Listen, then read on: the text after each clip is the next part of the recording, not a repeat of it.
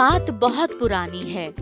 किसी गांव के एक छोटे से घर में बूढ़ी दादी माँ अकेली रहा करती थी। एक दिन वो दादी माँ सोचती है, इस घर में अकेले रहते रहते मैं ऊब गई हूँ। मेरा कोई अपना भी नहीं है जो मेरी सेवा कर सके। बस एक पोती है। मैं इसीलिए थोड़े दिनों तक उसके घर रहकर आऊंगी तो शायद हट्टी खट्टी और मोटी हो जाऊंगी। मैं उसी के घर कुछ दिन रहकर आती हूँ। इसके बाद बूढ़ी अम्मा अपनी ग्रैंड डॉटर के घर जाने के लिए निकल जाती है। उस समय कोई बस और ट्रेन वगैरह तो चलती नहीं थी, इसीलिए दादी माँ पैदल पैदल ही वहाँ पर जाने लगती है। जैसे ही दादी माँ थोड़ा दूर जाती है, उसे एक भेड़िया दिखाई देता है। दादी माँ उससे बचकर चुपके वहाँ से जाने लगती है, लेकिन भेड़िए की नजर दादी माँ पर पड़ जाती है। वो उससे कहता है, अरे कैसे चुपके चली जा रही हो दादी अम्मा, मैं तुम्हें खा जाऊंगा। लेकिन दादी अम्मा कहती है, अरे भेड़िए बच्चे, मुझे खा के तुझे क्या मिलेगा? मैं तो बिल्कुल सूखी सी हूँ, शरीर पर मांस भी नहीं बचा है। मैं अभी अपनी पोती के घर जा रही हूँ, वहाँ अच्छे अच्छे माल खाऊंगी तो मोटी हो जाऊंगी, और 2 महीने बाद मैं जब वापस लौटूंगी तब तुम मुझे खा लेना। भेड़िया कहता है, ये भी ठीक है दादी अम्मा, तेरे अंदर मांस ही कहाँ है जो मैं तुझे खाऊं। इसके बाद में बूढ़ी अम्मा आगे चलने लग जाती है, लेकिन थोड़ी दूर चलने पर उसे एक भालू मिल जाता है। दादी अम्मा वहां से भी अपनी जान बचाकर चुपके निकलने लग जाती है, लेकिन भालू दादी अम्मा का रास्ता रोक लेता है और उससे कहता है, अरे दादी अम्मा, ऐसे बच के नहीं जा सकती तुम, मैं तुम्हें खा जाऊंगा। बूढ़ी उससे कहती है, अरे भालू बेटा, मुझे खा के तुझे क्या मिलेगा? देख तो मैं कितनी कमजोर हूँ, मांस तो मेरे अंदर बिल्कुल नहीं बचा है। अभी मैं अपनी पोती के घर जा रही हूँ, 2 महीने बाद जब वापस लौटूंगी तो मोटी होकर आऊंगी, तब तुम मुझे खा लेना। भालू कहता है, तुम ठीक कह रही हो दादी अम्मा, जाओ 2 महीने का जीवन और जी लो। इसके बाद दादी अम्मा आगे चलने लग जाती है, लेकिन ये क्या, इस बार एक बब्बर शेर उसका रास्ता रोक लेता है और उससे कहता है, कहाँ चली जा रही हो दादी अम्मा, मैं तुम्हें खा जाऊंगा। दादी कहती है, अरे शेर बेटा, मुझे खा के तुझे क्या मिलेगा? देख तो मैं कितनी पतली और कमजोर सी हूँ। मैं अभी अपनी पोती के घर जा रही हूँ, 2 महीने बाद जब वापस लौट कर आऊंगी तो खूब मोटी तगड़ी होकर आऊंगी, तब तुम मुझे खा लेना।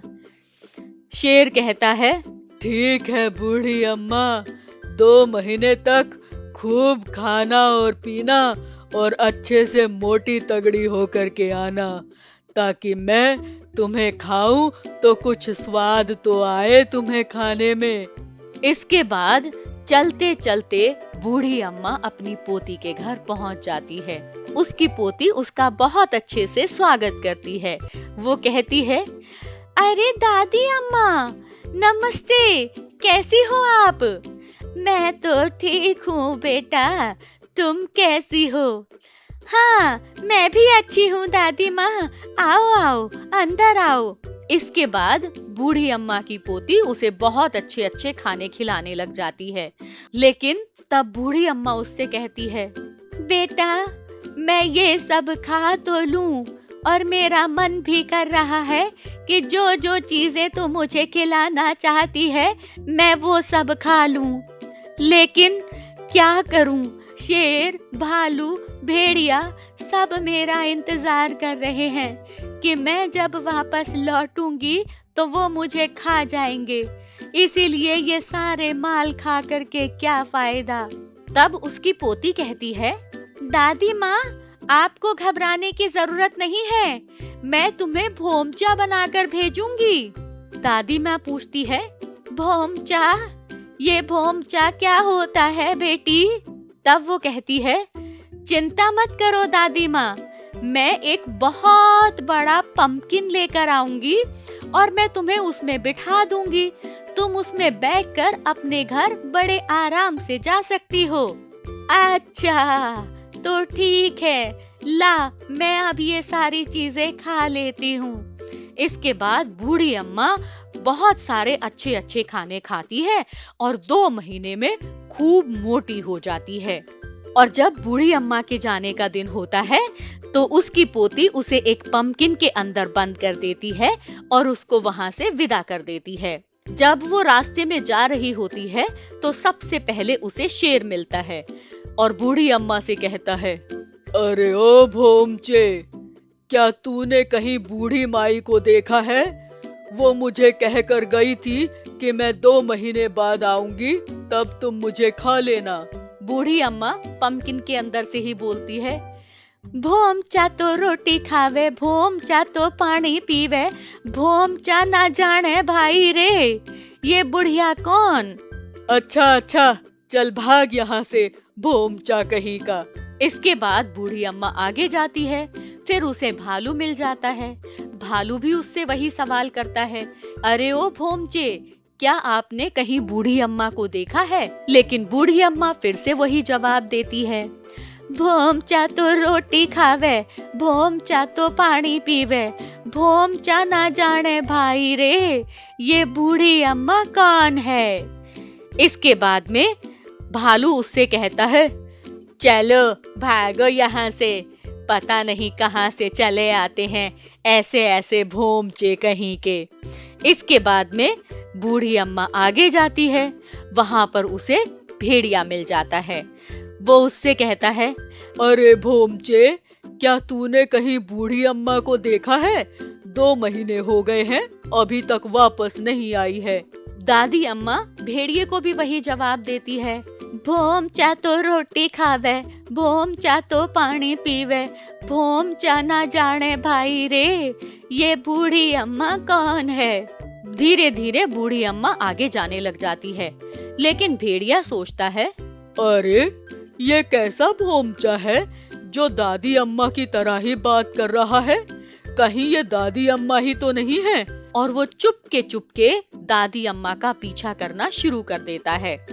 काफी दूर चलने के बाद में जब बूढ़ी अम्मा अपने गांव के पास एक पहाड़ी पर पहुंच जाती है तो भेड़िया पंपकिन के अंदर जोर से दांत गड़ा देता है, जिससे पंपकिन टूट जाता है और दादी अम्मा बाहर निकल आती है। तब भेड़िया उससे कहता है, अच्छा दादी अम्मा, तो तुमने मुझे मूर्ख बनाया था। आप तो बड़ी मोटी तगड़ी होकर के आई हो, मैं अभी तुम्हें खा जाऊंगा। लेकिन दादी अम्मा जोर जोर से चिल्लाने लगती है, अरे कोई मेरी मदद करो, अरे ये भेड़िया मुझे खा जाएगा। दादी अम्मा के जो 2 पालतू कुत्ते थे वो दौड़ते हुए आते हैं और पीछे पीछे गांव के लोग भी लाठी डंडे लेकर के दौड़ते हुए चले आते हैं। भेड़िया जब कुत्तों को और गांव के लोगों को आते हुए देखता है तो वहां से दुम दबाकर भाग जाता है और दादी अम्मा की जान बच जाती है। तो बच्चों, मुझे लगता है कि मेरी आज की ये कहानी आपको जरूर पसंद आई होगी। हमारे वीडियो को लाइक करें, शेयर करें और बचपन चैनल को सब्सक्राइब करें।